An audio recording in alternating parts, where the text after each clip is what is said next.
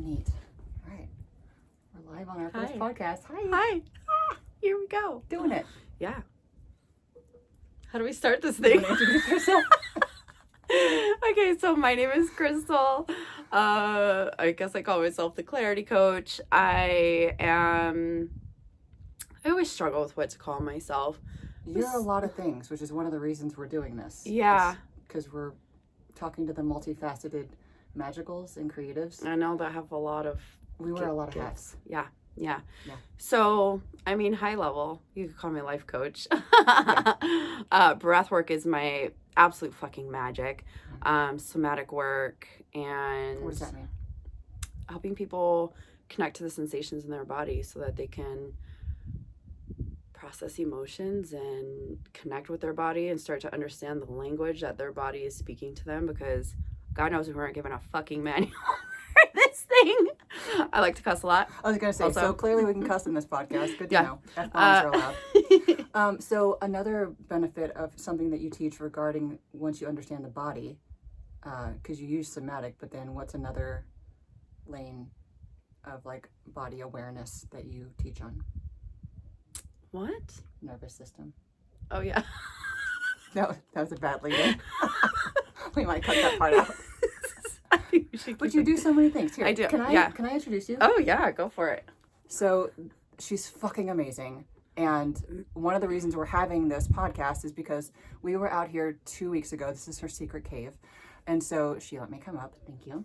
And we were just talking about how multifaceted we are. And yet at one point, multiple points, we've hit lows. And she goes, am I a bad coach? And I almost, you can't see this, but there's a cliff right behind the camera. And I almost fell off of it laughing at the idea that she's not fucking brilliant at what she does, which is the like origin of why we're here. But she is an incredible coach, incredible breathwork facilitator, brilliant at holding space. Also, if she knows that she needs to go to you, she says like the most epic things. I think you're channeling. I don't know what you say, but it's always exactly what you need to hear. She teaches on nervous system, on somatic, like how to move emotions out of your body in 90 seconds. She's brilliant. And she, you could do tuning, you use tuning forks and you play the drums and like for ceremony, and you lead new moon and full moon ceremonies.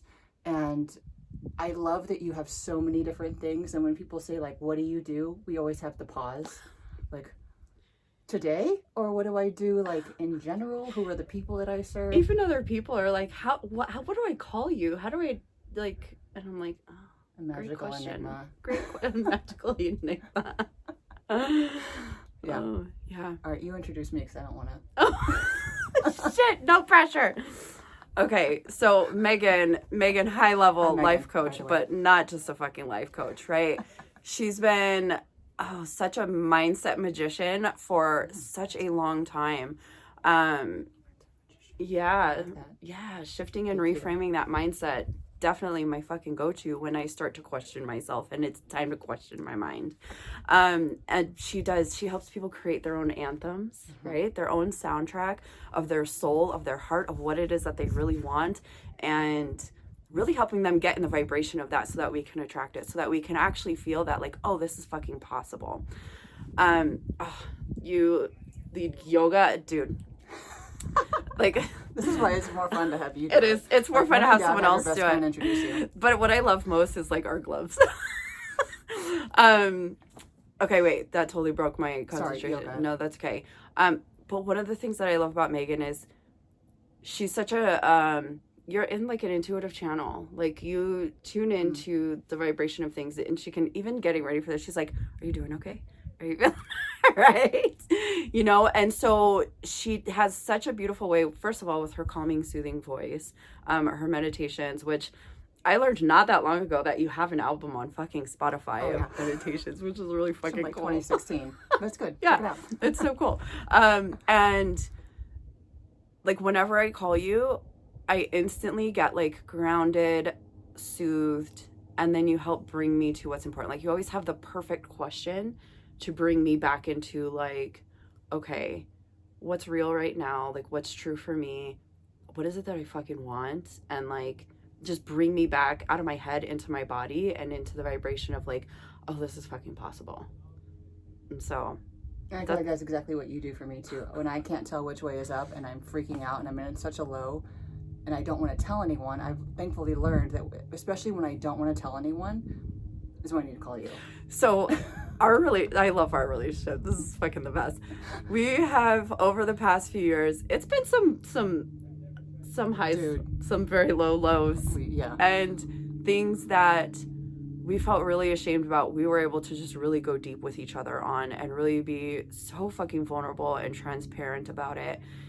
And it was such a gift. It's such a gift having you. It is such a gift having you, because I know I can call Megan and like things that I feel so ashamed about because I feel like I shouldn't be here and I shouldn't be questioning myself and I shouldn't be all of these things. I can just tell Megan and she's like, yep, me too. And that's what I'm laughing about. I was like, that was me last week. Holy shit, I'm so glad that you're doing it too.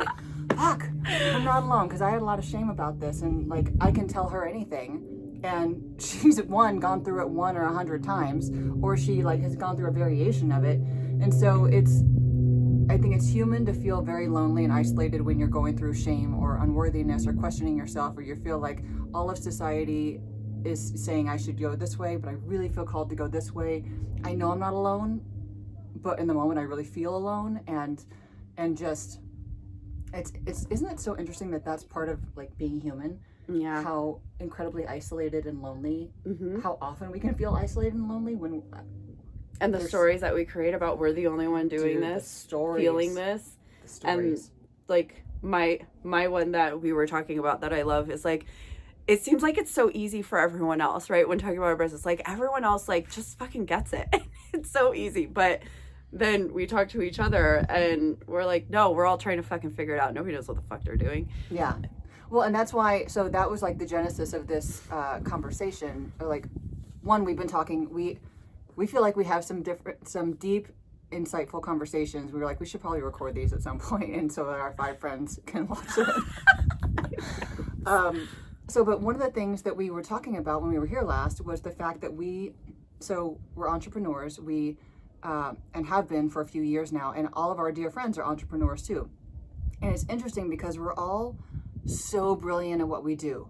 All of our closest friends. So I'm not a bad coach. Just kidding. We're past that. We're past that.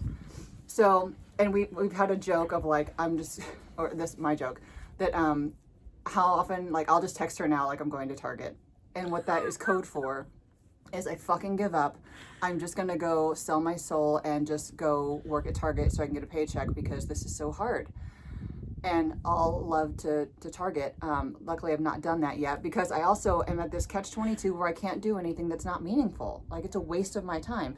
So I need to do something that's meaningful, but why is it so hard?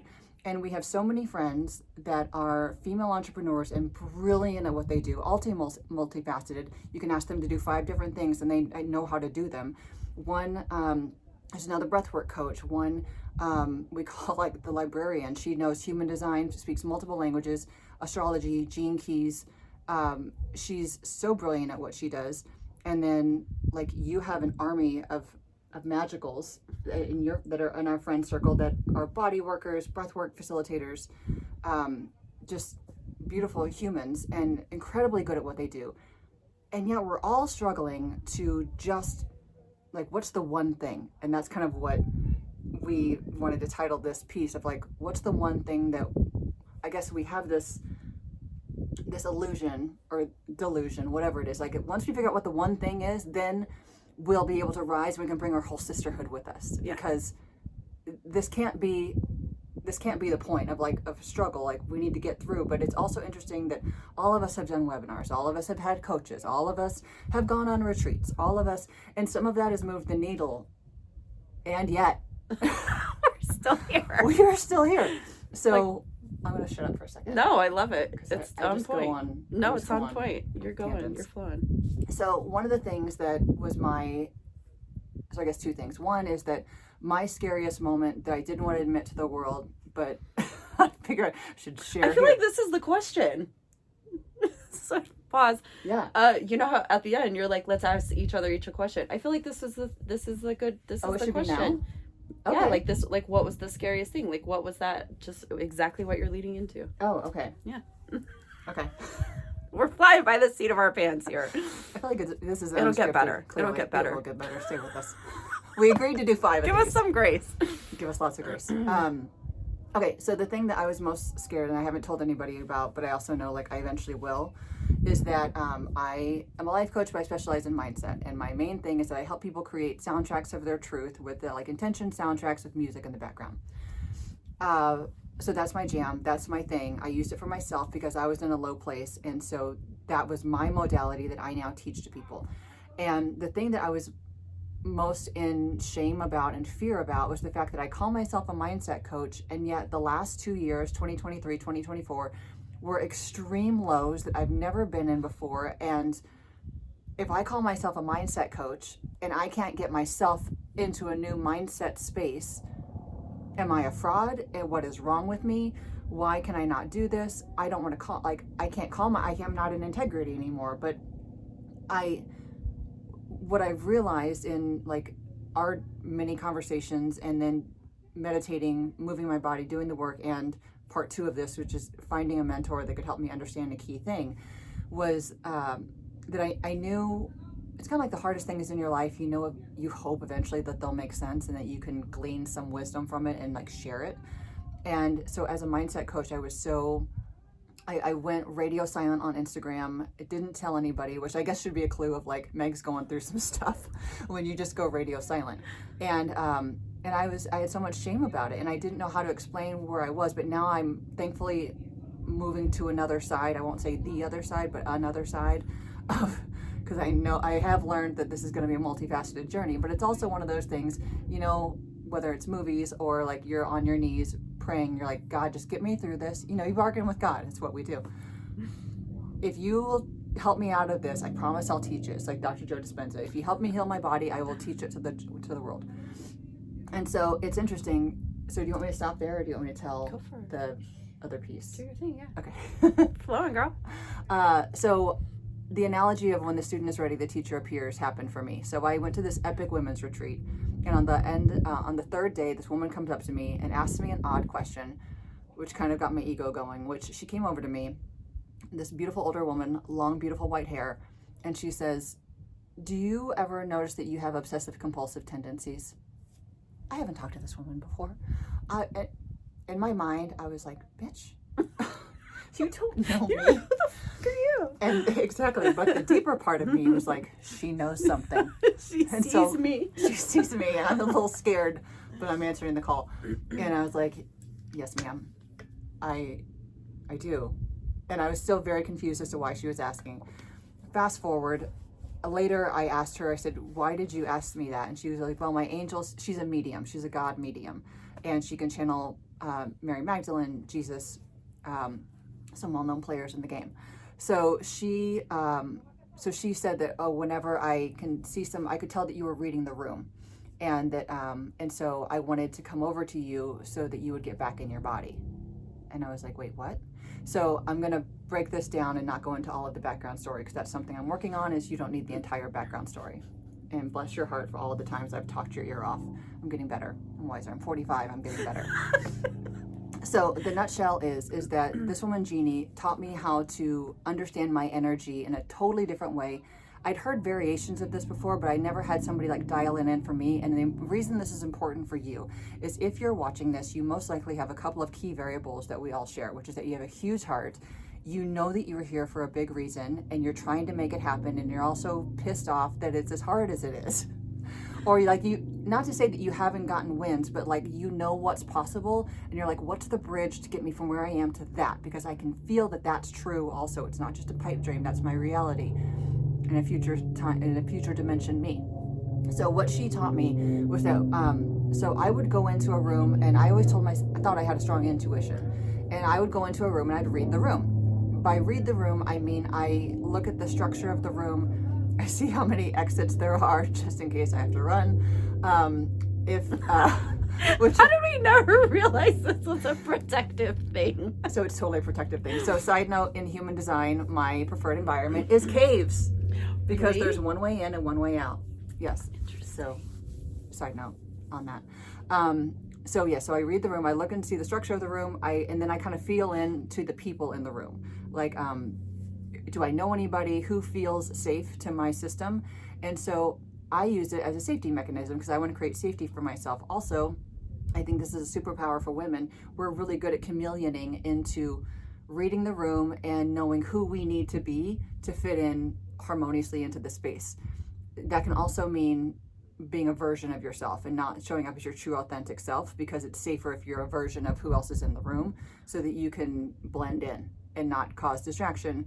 And I think that we're in a huge level of deconditioning that it's a superpower, but it's also, we need to come, it's more important It's also now. holding us back. 100% holding us back. Yeah.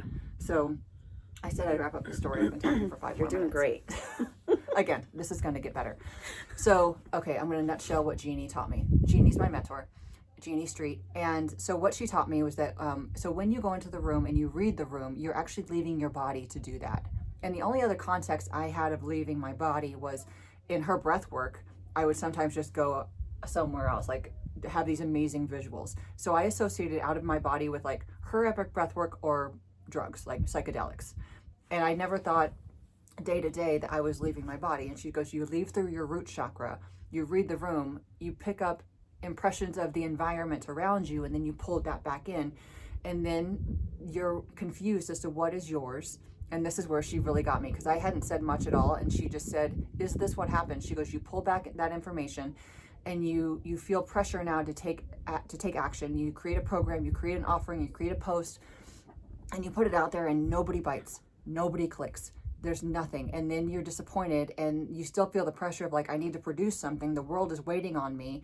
I need to show up for my community. So it's a dual expectation of the outside world as well as your own desire of like, I need to serve my community. Like they're waiting on me. Whether they are or not, I feel like they're waiting for me to help them. And I need to like churn out the next nugget of something so that they can feel inspired and aligned. And so I was like, yes, I've done this so many times. And actually I've just kind of multiple times given up because I will try in something and it's just not working. And so she said, I want you to learn how to stay in your body, which, side note, feels really uncomfortable because I feel like a lot of us read the room when we first walk in. And so the learning of at least this video, more to this that she's taught me, but for this video was learn to stay in your body. And it feels wildly vulnerable at first because, and it took me reaching out to her 3 different times to say, like, explain to me again why I'm okay to do this. She said, because you're 45 and you don't need to protect yourself. You started this when you were young. I think all of us started doing this when we were very young, most likely because we were more tapped in and more sensitive than our parents were. And so in order to get love or get on their radar, we adapt to our environment and then we would get love. And so we've become highly adaptive. And again, while it's a superpower, it's time to figure out like what is actually ours. So the way that she said to stay in your body, the 2 things is that when you go into a room, like fill up your body with earth energy. And so I imagined like earth energy. My favorite color, my soul color is green. My favorite color is green. So I imagine my entire body being filled up with green energy, and then I stay inside my body. And if I realize that I'm reading the room, I take 3 big breaths, like allow my stomach to expand, like 3 big breaths to bring myself and my awareness back into my body. It interrupts my brain, like whatever I'm focusing on. If I take 3 cannon breaths, is what she calls them, then I can be back in my body. I imagine the energy coming up, and the more you do this, the easier it gets. Like you can do it wherever you go, and just trust yourself to stay in your body, and that you don't need to read the room, and that also that your channel to the divine, like your higher self, your intuition, can actually speak to you louder when your energy is inside. The other thing, the other thing that she shared, which is really good, is whenever you leave an event or whenever you feel a little scattered or fuzzy-minded, to do this, which is ground to the earth. And I imagine like corkscrewing from my feet down into the earth, ground to the earth, connect to the divine, which for me, I imagine kind of like the Luxor Hotel, like a beam of light coming up out of my head. Ground to the earth, connect to the divine, clear all that is not mine. I imagine a huge squeegee going around my aura, and then y'all try it. You will feel lighter. And especially if you're feeling frazzled, if you've been at a concert or even just at work, and or even at Trader Joe's, wherever you've been, you know I was going to put Trader Joe's in there at some point. I didn't, but I love you did. Trader Joe's, if you ever want to sponsor us, we'll accept. So again, the mantra is ground to the earth, connect to the divine, clear all that is not mine. And it's a beautiful way to very quickly clear any energy that's not yours so that you can be back in your own harmonious state of being. Try this, see how you feel afterwards. I love that. And it's so important because, excuse me, I feel like, I think I heard this somewhere and I might have to look it up to make sure that it's accurate, but women, like when moving from like work, transitioning to like home life, whatever, it takes us longer to like have that transition. So we need that time to like come back to ourselves and like kind of shift modes, right? Yeah. Especially if you're an entrepreneur, we're spending all this time in the masculine and then we need to like shift out of that. And it can be really hard sometimes. So I love that. To decondition out of the energy of holding space for others. Yeah. Or for me, and it's just like a constant like, oh, okay, like something else I need to do because home and work are not separate, right? And so then it's like, oh, I can just hop online and go do this thing really quick instead of putting it off till tomorrow. But then everything becomes doing the things for my business. Yeah. So what do you want to share? Yeah, so I feel like it's been a lot of ups and downs for me, especially in the last year. Last year was rough, and I feel like this earpiece is coming out. It's working its way out. Sorry if this is gonna suck on the audio. Okay, there we go. So financially, it was really rough for me last year, and I was trying to figure out like how to do it. And it's funny because it's a pattern. I left my cocktailing job in 2020 when everything shut down. And then I was like, I'm never going back. And then I got sober, found breath work, and then I kind of started my business from there. And then I facilitated breath work for a while. And there was a point where I was like, I might need to get a job. I may need to get some extra assistance in the financial flow because there was so much pressure on me making money that it made it harder to make money. So you're in survival mode and it's hard to be creative. Completely. Yeah. And I remember at that time I was really like losing my shit. My shit. Yeah. And it was fucking horrible. Like I don't wish that on anybody. It's an awful feeling. It is. And it's like terror. I feel like a proper word for it. It's like terror. And so at the same time, I'm like, okay, I'm doing all this work to see like, where does it come from? Like, you know, trying to also like heal the things. And I finally broke down and was like, okay, I'm gonna have to get a job. And like what felt like the most perfect thing came in, like sales for a breathwork company. And I was like, fuck yeah, let's do it. It ended up being a little bit more than part-time, which is what I did not want. And so I was there for a while until I felt like that time had come to an end. Then I was like, cool, going back to fucking coaching full time. That's what we're doing. And then it was actually not going bad. It was going pretty good. And then what was it in October when the yoga studio closed where I facilitated breath work, I'm like, am I bad luck? The recovery center that I facilitated at also closed within like 2 weeks of each other. And yeah, then here came the struggle bus again to pick me up and swoop me up. And then so I kind of like, okay, I hired a new coach, a business coach, and I was going in and like, okay, like this is it. My back's up against the wall. We're going to make it happen. And I feel like I just burnt my fucking self out. I just burnt myself out. And oddly enough, funny enough, no coincidence, that's literally like what I am trying to help people with is their nervous system and not burning out and the overwhelm and all of these things. And then I hit the point again. And this is where I get so much shame. I'm like, fuck, I think I need to get a job again, a part-time, something. And something fell into my lap doing like special events and serving. With friends that you know. Yes, part-time, which was nice. So not always, just during conventions when they have a lot going on, with my best friend of like 26 years.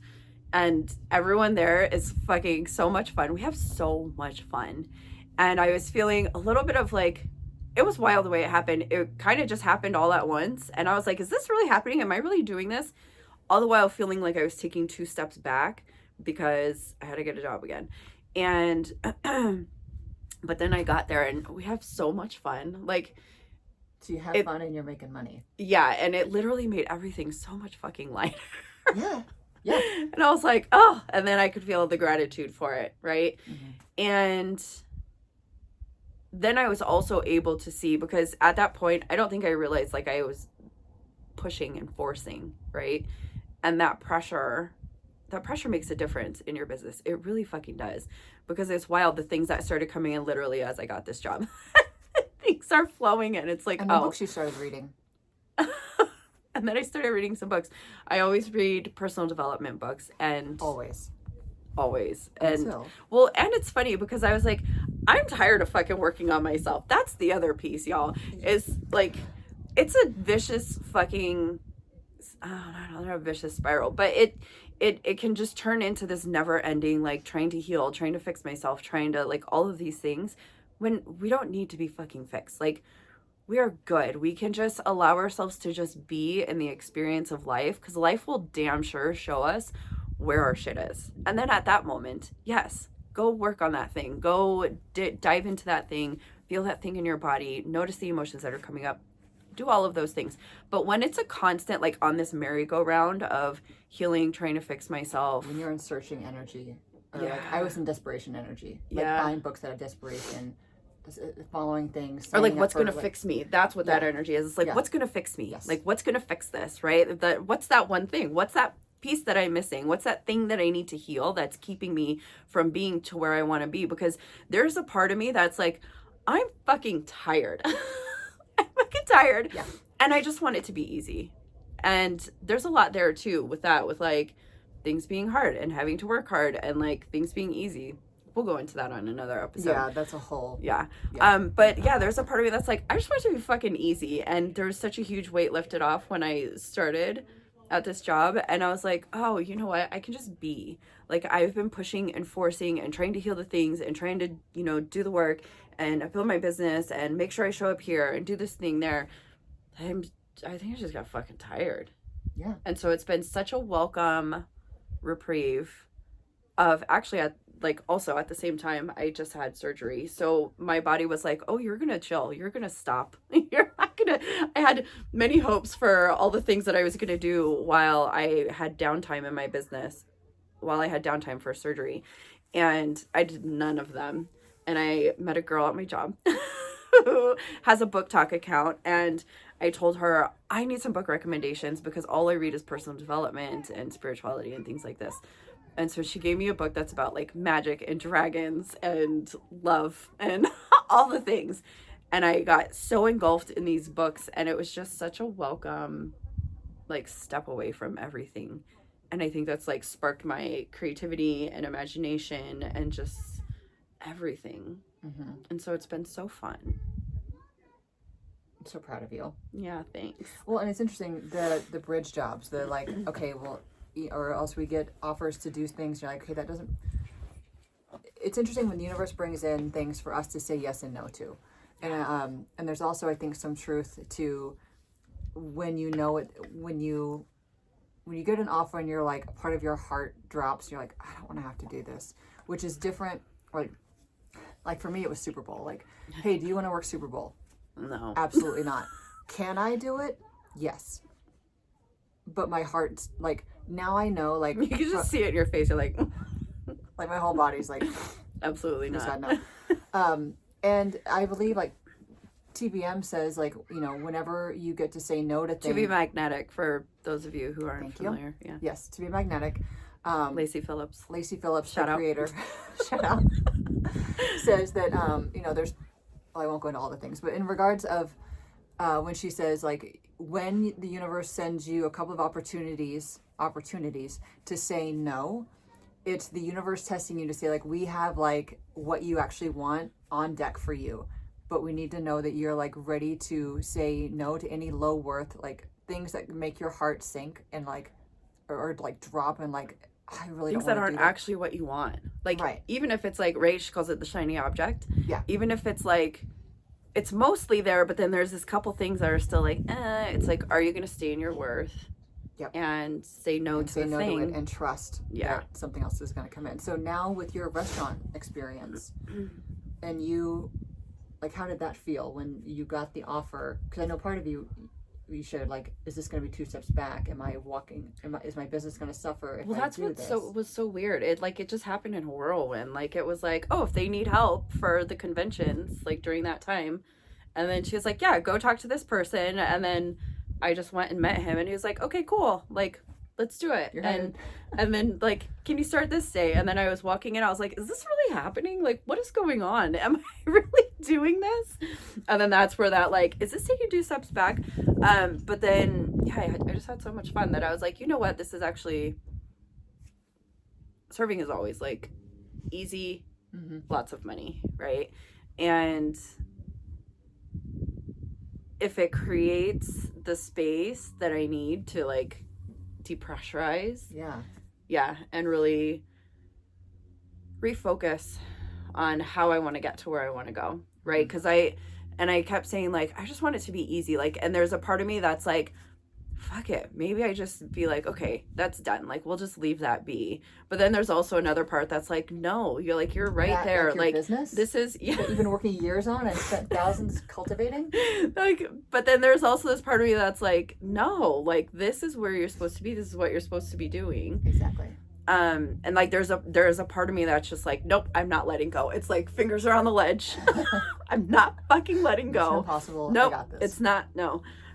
So, and then I realized, like, oh, it doesn't have to be either or, right? It's like, yes, and, like, cool. Like, I have time and space to, go work 4 or 5 hours a night and work on my business, right? And I get to do both.